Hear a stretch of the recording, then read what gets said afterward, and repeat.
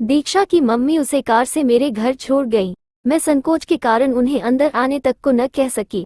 अंदर बुलाती तो उन्हें हींग जीरे की दुर्गंध से सनी अम्मा से मिलवाना पड़ता। उसकी मम्मी जाते जाते महंगे इत्र की भीनी भीनी खुशबू छोड़ गई थी, जो काफी देर तक मेरे मन को सुगंधित किए रही। मेरे न चाहते हुए भी दीक्षा सीधे रसोई की तरफ चली गई और बोली, रसोई से मसालों की चटपटी सी सुगंध आ रही है।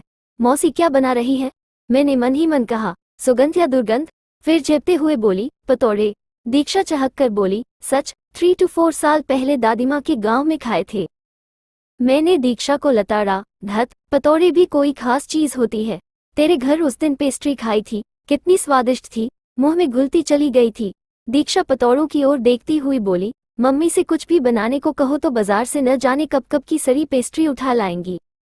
खट्टे में, न ढंग से मीठे में। रसोई की दहलीज पार करते ही जैसे मेरी मम्मी के पैर जलने लगते हैं।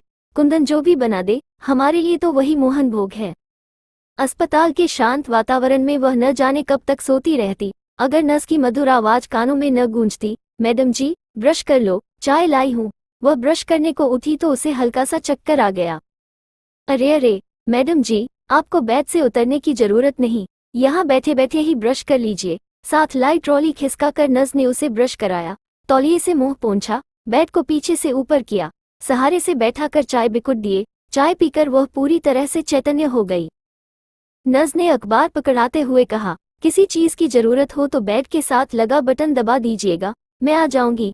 50 वर्ष की उसकी जिंदगी के ये सबसे सुखद क्षण थे।